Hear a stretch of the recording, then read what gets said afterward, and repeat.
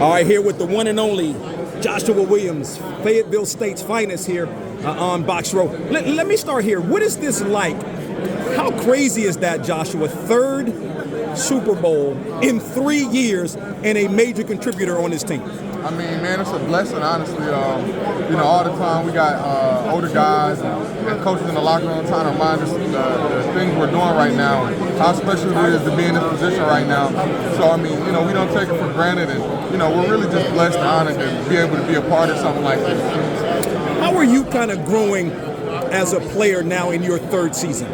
I think definitely just, becoming more consistent with the game and, learning all the ins and outs. A lot of times that is more the hard part.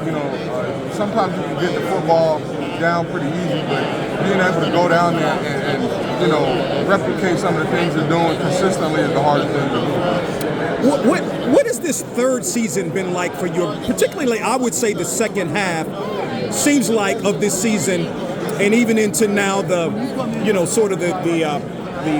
playoff run. You seem to be, I don't know, you seem to be more comfortable. Is that a fair assessment?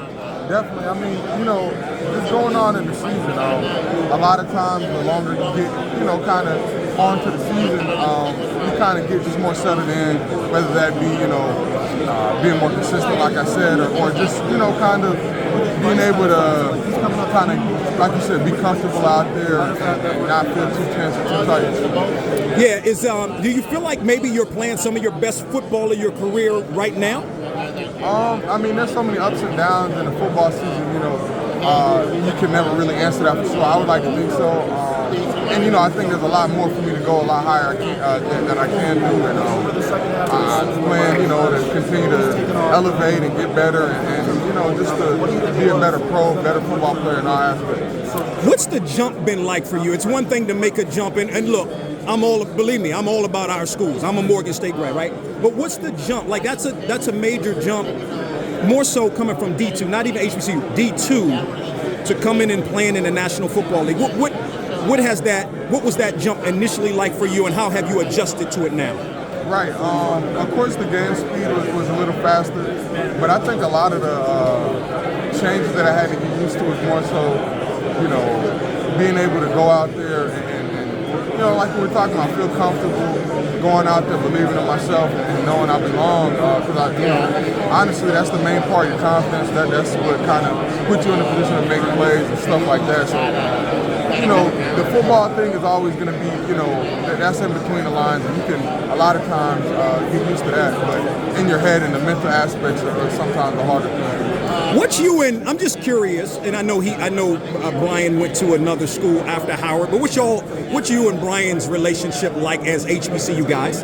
Yeah, I mean, just also as we all both got drafted at the same time, we're both in the secondary, we're close, and, for him to share just a common, background with me, that's kind of one of the things we can, talk about and relate to each other with. So, whether that's us talking about HBCU bands or Greek life or whatever, a lot of the guys in the locker room, they didn't get to see that, so me and him can kind of share that and just talk about that and share our experiences. What do you remember most about those days at Fayetteville State? Definitely just the people around me. I had great coaches, great friends. I'd say a lot of my long-time friends are from Fayetteville State, so a lot of my college life, I was sitting there kind of sometimes wondering, okay, I ended up going HBCU, how am I going to do this, how am I going to do that, how am I going to make it to the NFL?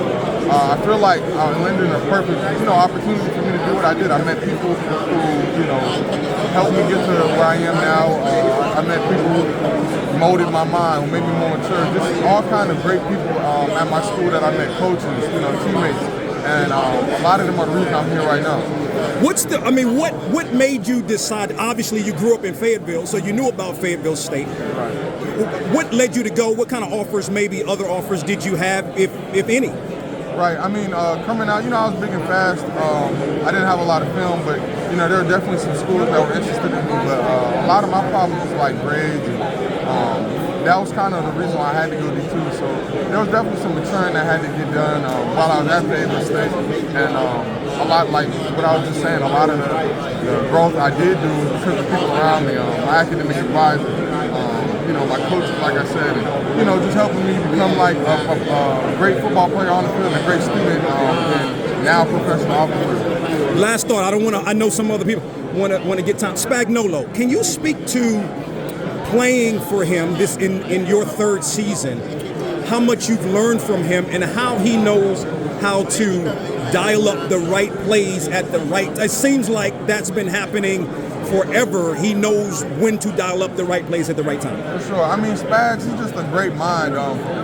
Whether, you know, you're just talking to him or you're kind of looking at like the defenses and the way he'll, you know, dissect a game plan or offense, and you know, you can kind of see just the genius behind his mind, the way it works, and you know, he's a brilliant mind. He can, you know, plan things 2-3 quarters ahead, you know, show you something in the first quarter, and maybe the quarterback will see it again in the fourth quarter, and they think it's going to be the same thing, and it's a completely different thing. And I feel like that's a lot of times why our blitzes get home, and why, you know, quarterbacks make mistakes. It's just, you know, he's showing so many different looks, and he knows when to do it and how to do it, and you know, there's so many intricacies he's telling us to do. So, you know, all of these things are like a puzzle piece to him, and then it all comes together at the right moment. You know, a lot of times in the fourth quarter, third quarter, when the quarterback is starting to think he's seeing one thing and he's not.